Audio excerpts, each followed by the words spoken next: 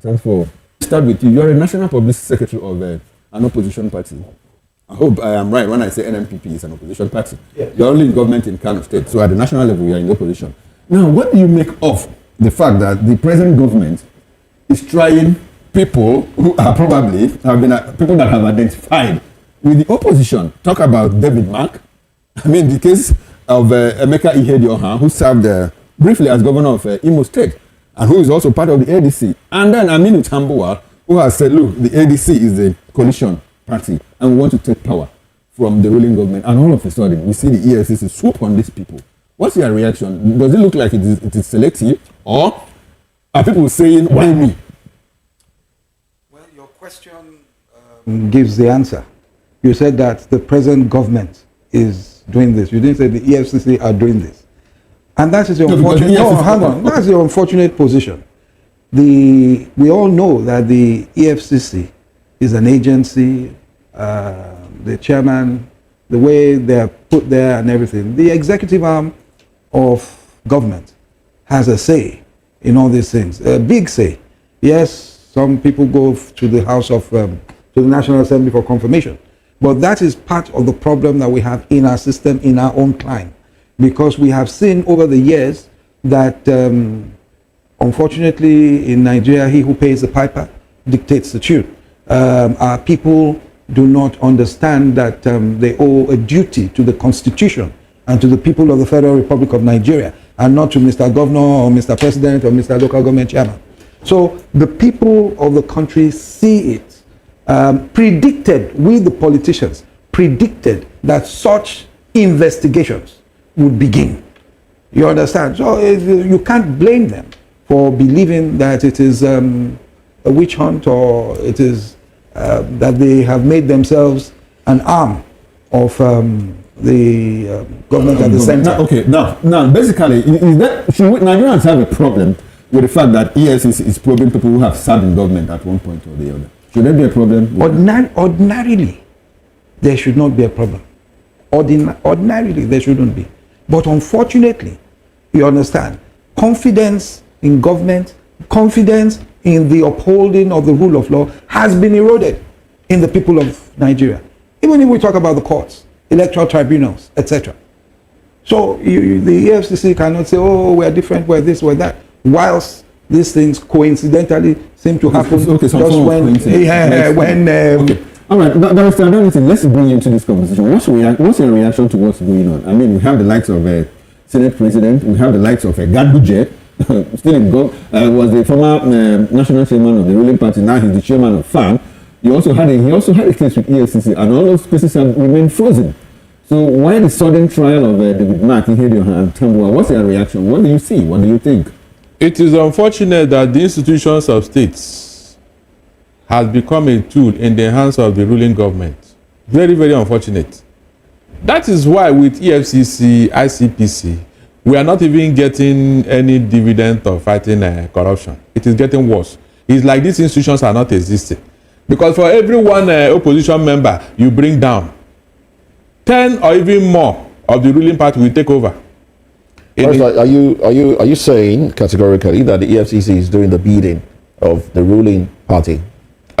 If that is not the case, in fact, they should have started with the ruling party. If you want to go with the principle or theory of the low-hanging fruits, there are things that are happening before our very eyes now that EFCC should have lashed upon. But because they are in the ruling government, nobody. They are in the ruling government. I mean, the people involved in these corruption cases, nobody will touch them or talk to them. You don't think it's these investigations are done step by step, gradually? You don't think that's what it is? No, there are ones that are very clear cut, very, very, in fact, open and closed cases that are still warehoused. They are being warehoused because they have the ear, they have the eyes and the mouth of the ruling government, so they are untouchable.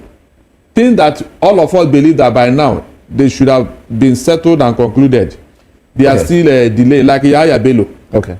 This man paid money up front for unborn children in his family to a foreign educational institution, and the money was returned as an evidence. Please, what do you want to investigate in such a case? What do you want to investigate? The school will return the money which is a very strong case, very strong evidence against this particular person who is no longer under immunity. Do you need to waste time to send this man to jail? Do you need to? Okay, now, Barrister, I'm happy that you raised the issue of the EFCC being a tool in the hands of government. Obasanjo set up the EFCC. And at that point, Obasanjo was also accused of using EFCC to witch hunt political opponents. Remember the case of Joshua Darie, the case of Alami Esia, and all of that. So, at what point should Nigerians distinguish between the genuine fight against corruption and witch hunting? You see, the party in government? when you hear that the government is a continuum, this is where some of us are completely embarrassed, because these institutions does not belong to the ruling government, it belongs to the country. So anybody that comes in as the man at the helm of affairs should equally allow these institutions to thrive. Okay. How much, Like how much independence, Barrister, do you think these people have? How much of independence do you think they have when their bosses, the people in charge, being appointed by the president? No, the act is setting all these institutions up. It's very clear.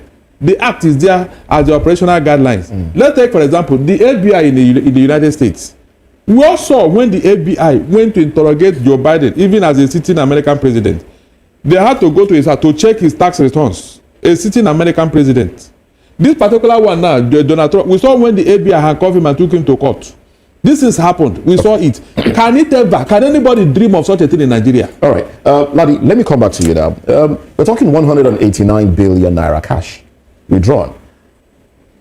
Should we, and then Atiku is saying this is witch hunting because these people are part of the opposition and all of that. Should Nigerians be concerned that Alhaji Atiku Abubakar, who of course wants to get into office, has been trying one time VP in the country, he wants to get back into office. Should we be concerned that he's not trying to look at the source of the money and what's the possibility of that being fraudulent?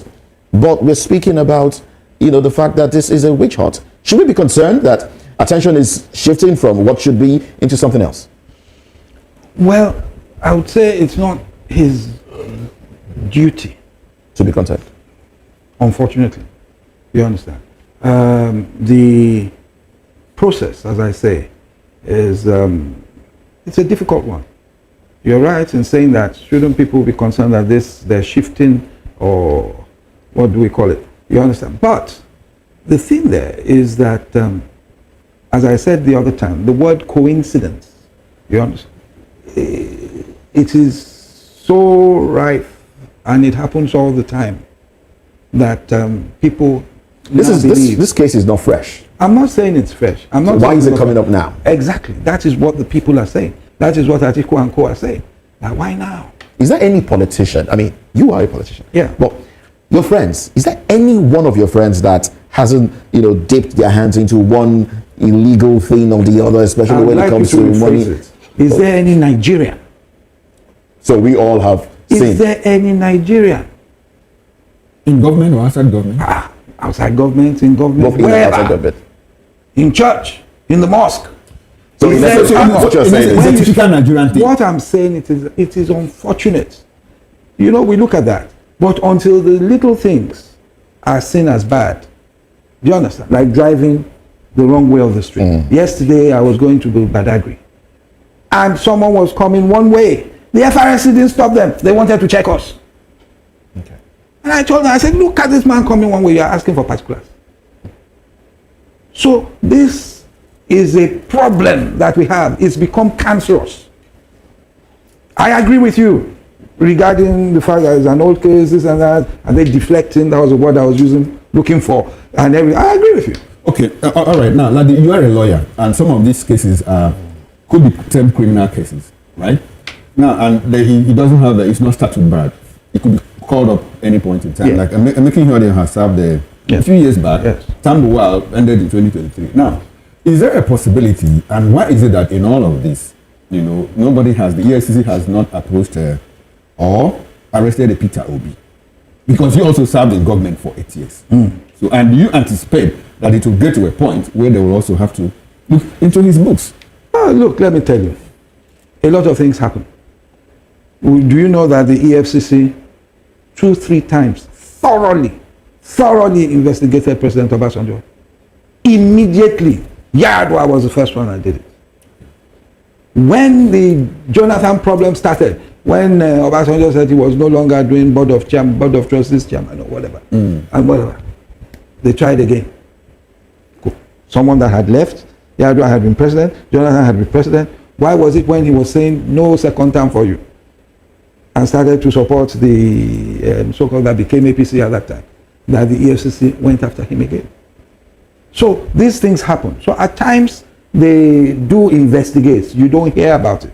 Okay. And then what we also complain about is the media trials. At times they're investigating, but oftentimes they come out, they let things go out there. So what then does that, how can we interpret or explain that, with the anti-graft? Fantastic. How? That is really when I say that, are they working for the government? Because you see, Nigerians, when you hear before you hear Ole, they already concluded that person is a thief. Okay, now when they investigated Obasanjo, and we didn't get to hear about it, does it look like they didn't see anything in him? Well, I don't want to go too far. Okay. You understand? There's some of these are they were able to listen? No. I think I don't want to go too far. I'm sorry, I want us to get at something. They conduct investigations, yes, right? And we don't get to hear about it. More like they are classified. At times we don't hear. Yeah. So let's leave Obasanjo out of it. Okay. And I asked you a question about a possibility of trying Peter Obi. Yes. Maybe they have also investigated him. Now, when they try these people, when they investigate these people, and they don't find something, they let go. Or is it that when they find something, they say, "Look, know how you talk."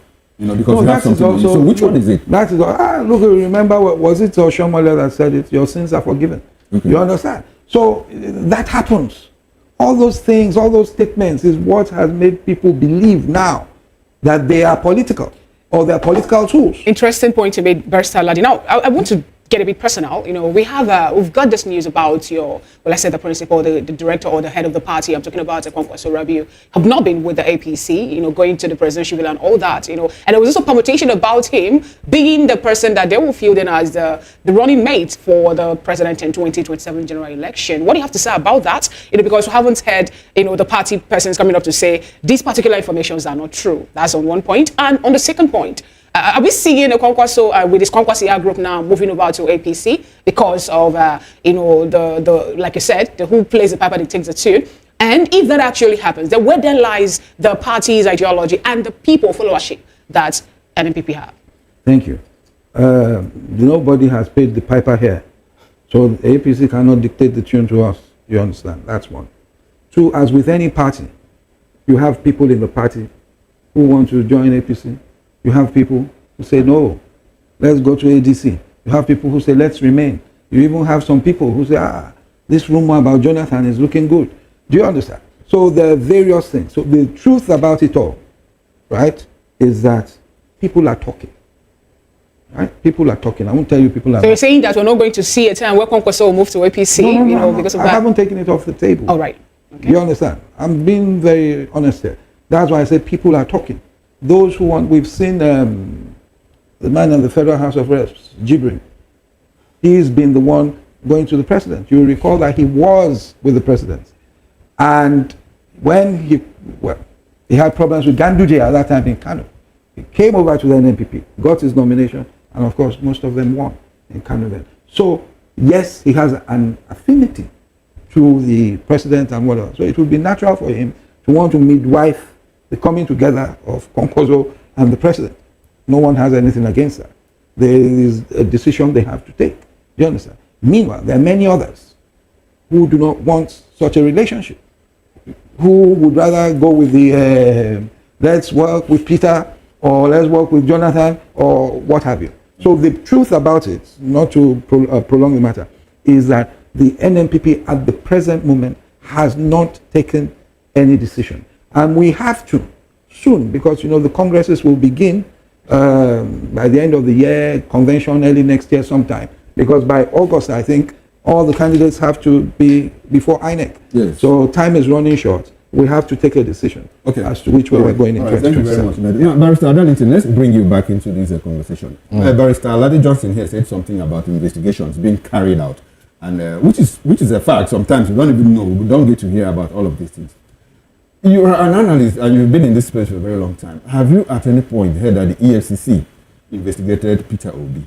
Have you heard? And is there a possibility that in this crackdown, more like the alleged crackdown, is there a possibility that he is in the radar? Will they investigate him? Will they arrest him or any of those? What do you think? What's your take? In most times, they say that a clear conscience fear no accusation. P2B has already put out himself out there, asking them to investigate him. And since he left office, I think it's about 12 years now. Okay.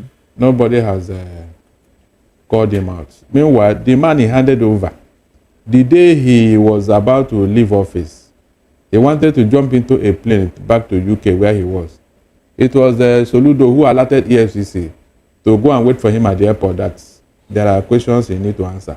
All right. So why didn't they do that to P2B if there's any infraction? So what I'm saying is that you see Mr. Okoro and any other person who care to listen. The Nigerian society have been heavily corrupt that even the people in government, they are tired of checkmating anybody. So the more corrupt you are, the more you are accepted. That is the only way they can get on in life. That's the only way they can achieve whatever they want to achieve. If Tinubu want to fight corruption now, where will he start? Where? Because all the people around him are heavily corrupt.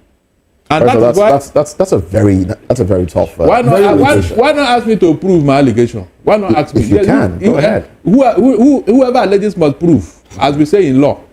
Is that not true? Yes. All the financial infraction you and I have seen with our naked eyes, has anybody talked about it?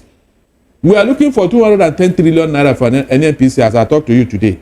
They confirmed it. Even the man there at the hem of her, he said yes, so there is such a thing, but the money is not missing. But they didn't say it missed under Tinubu's watch. Hold on, listen. The man there now, the man that is presently there now, he said that yes, there is such a thing, that the money is not missing, but it was misplaced. That was his very language. How do you misplace such an amount of money? Meanwhile, the president is the minister of petroleum, and nobody have said anything.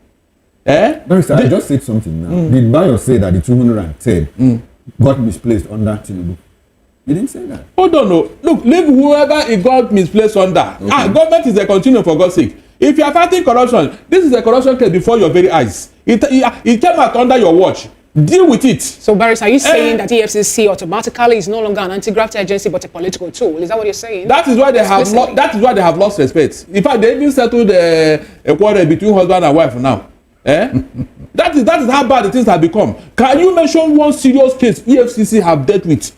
And we say yes, you are, like everybody did with Tafa Balogun. Now, Barrister, I'm happy that you brought us to this point. What of the case of this corruption fighting back? Because EFCC went to court, got a court order, for the seizure of some properties belonging to a certain Diziani Alice Madueke, Emefiele, and who again? Yahya Bello. And the courts again issued a counter order saying, no, EFCC, you don't have the right.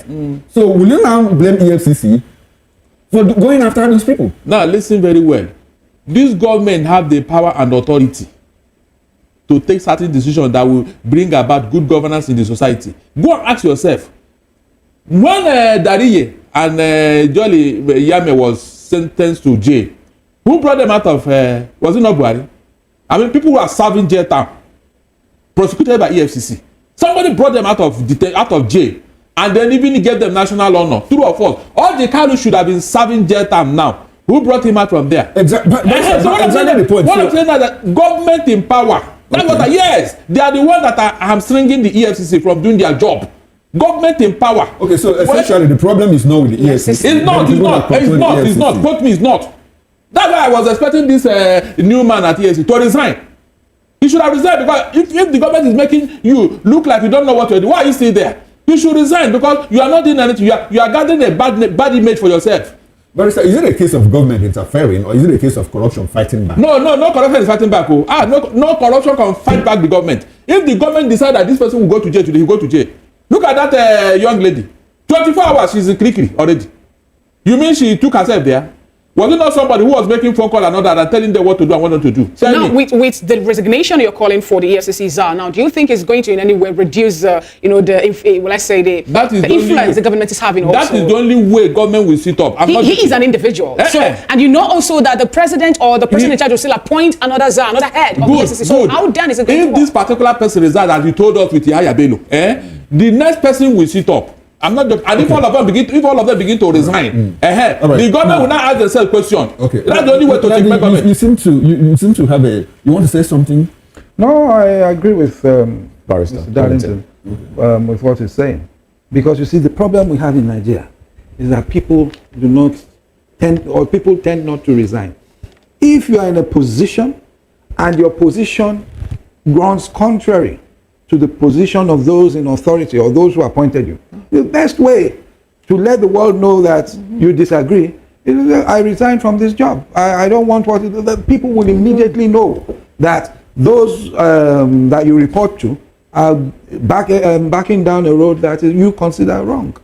You understand? Okay. But we don't have that in this Now country. let's bring it back to the conversation as we wrap up this conversation. Now, how much impact do you think these investigations and questioning going on with members of the coalition government, how much impact do you think it will have on the coalition and maybe others that intend to, form some sort of opposition to this government?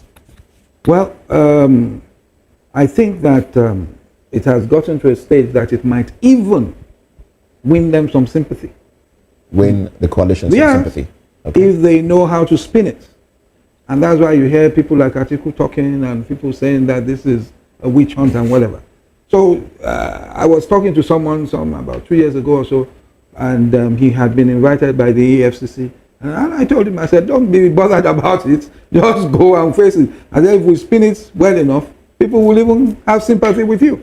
You understand? So it is unfortunate that we're at that stage now. Because the people already believe that they are a tool, the EFCC is a tool in the hands of the government of the center. Okay. All right, then. Well, let's move on to another conversation. IPOB to Southeast leaders, stop appealing to... Yeah, Bello, don't go using your money, marry third wife now. You marry third wives. Imagine, the government money when it's still, don't go use and marry third wife. So what do you expect? Somebody that should be in jail, that his wife, the fourth and second wife, will be going to the jail to give him food. He now have opportunity.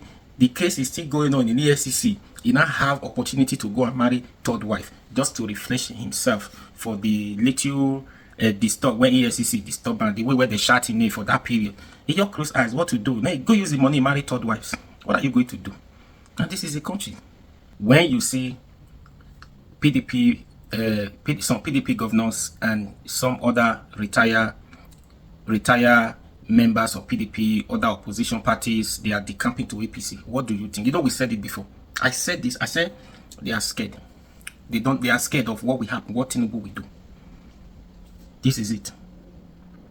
And this is part of the strategy to fight every opposition as they are fighting ADC now. Fighting all that opposition. Now they now enter ADC by probing them, all the key members of that coalition. The EFCC is going after them.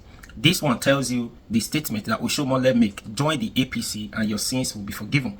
Okowa, you see, he jumped to APC. You think Okowa didn't know what he was doing? Other parties, other members, you see, they are decamping. You think they don't know what they are doing? Then the next question is, you will ask, how about those serving governors who are decamping to APC? It's almost the same thing. They are all might not be it because they still have immunity as they are serving governor. They are all, tinubu have a way also causing problem to them. That's the reason they don't want that problem in their state. So they just have to avoid it from the beginning. Now, the thing is, I've said this before, they are decamping to APC, not because the government is doing well, not because the government is meeting the targets, not because the government is lifting people out of poverty, not because the policies of the government working very well. No, they are decamping because they are scared one way or the other. Some of them want to return back. They don't want stress. They want to do second term because Tinubu have the key already. What Tinubu says, don't worry, we'll give you your state to APC. Final.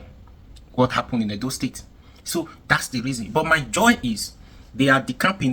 Nigerians understand reasons why they are decamping. I tell you, Nigerians are not decamping with them. Nigerian has the vote.